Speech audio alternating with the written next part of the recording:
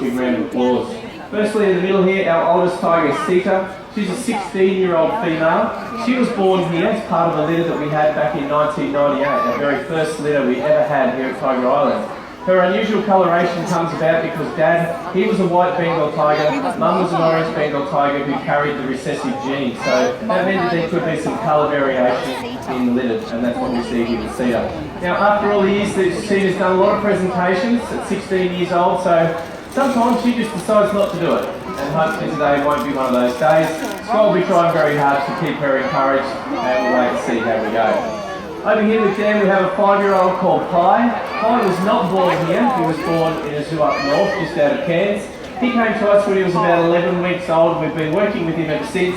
He loves doing the presentation, he's very food motivated, but like all of our tigers, he's got his likes and his dislikes. So again, hopefully today we'll see some good stuff out of him. And over here with Peter, we have Ravi. And Ravi is the youngster of the group at 3 years old, but he's the heaviest of these three out here. He's 160 kilos compared to 135 and about 140 kilos.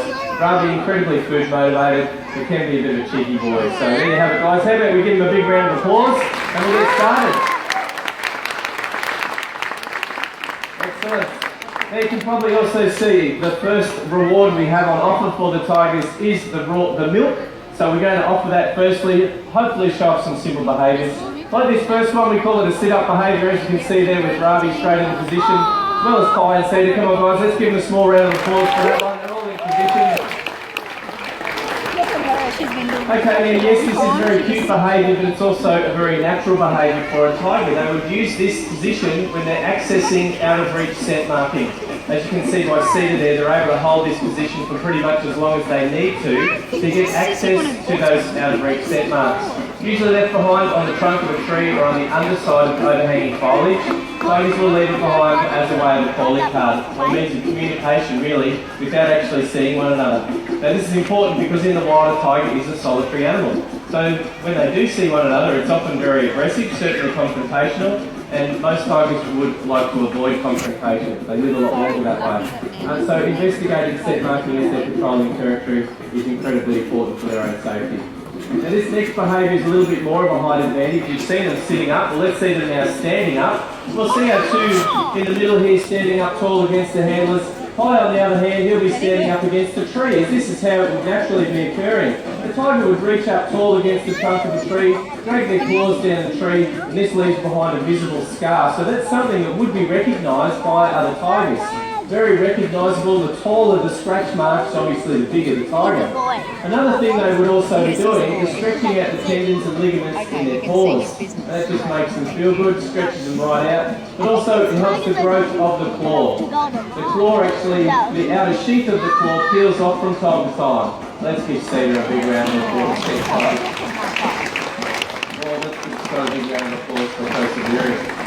But as I was saying, the outer sheath of the claw, it peels off from time to time, so that allows the new growth of the claw to come through, thus keeping it nice and pointy and sharp and very usable. Now they'll use their claws certainly when taking down prey, but also when fighting. And this next position is a hind leg stance or a fight stance, which is a position that a tiger would get into when having a go at another cat. There you can see with Pi over there, using his tail for balance, a pretty good effort from him. We'll see if we can get these other two cats into position as well. We do like to discourage aggression between our tigers. I've already mentioned they've got all of their claws. They've also got all of their teeth. And certainly when tigers are standing up tall like that, they're trying to look as big and as imposing as possible, using those freed up front claws to knock their opponent off balance, or alternatively grab their opponent and bring him in close. Go for that bite around the throat or the back of the neck. And I can guarantee you guys that is not what Sita's thinking about at the moment. Sita just doesn't want to have to do the fight stance, so that's why she's snarling. It's got a little bit. But we're going to show you the tiger's teeth, guys. Sita's already doing that. In my hand I've got a plastic replica of a canine tooth of a tiger. We'll show you Ravi and Sita's teeth. They'll be happy to show you in just a moment. Pi, on the other hand, he doesn't like us sticking our fingers in his mouth, so we don't. But you're going to see us doing that exact same thing with Sita and also with Ravi up there. These big canine teeth, they really are the killing tools of the tiger. You notice the shape of the tooth, perfectly designed for when they grasp or bite down into their prey. There's little chance of escape. Also, you'll notice there's quite a gap behind the canine tooth. That gap enables them to bite to the gum line. So again, not really much chance of escape if you've been caught by a tiger. That's obviously why it's pretty important for us to teach them from an early age. Biting us and scratching us is not really okay, and as long as we're consistent with that from a very young age, we usually don't have too many problems. Alrighty guys, on that note, let's give them another small round of applause for those few behaviours. Not a bad start.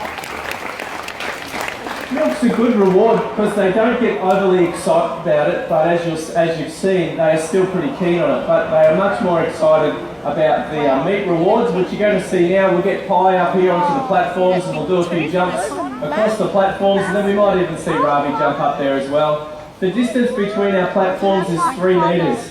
We know that we have seen tigers actually jump distances of almost 6 metres. So it's a very easy jump for a tiger. Have a look as Pi goes, guys. Let's give him a round of applause there. Come on, guys. The simple thing about this is the flick of the tail. As you watch him do the jump, you see flick his tail up into the air. That tail flick, although it's fairly quick, it gives him forward momentum, and it's only a couple of kilos being thrown forward, but it means that he's not using up as much energy as he would if he wasn't using his tail. So that's important to remember for them. They do like to conserve as much energy as possible, and certainly out here on Tiger Island, that's something that we do see from our tigers on a daily basis. They do like to conserve their energy. Come on guys, another round of applause for Pi. We'll get Ravi to show you how the young tigers do the jump. A little bit more enthusiasm, I would think. And there we go. Not so much tail movement from the young fella there, but very capable of jumping that distance. We also know they're not only capable of running at speeds of around 60 k's an hour, they can do 0 to 60 in under 3 seconds.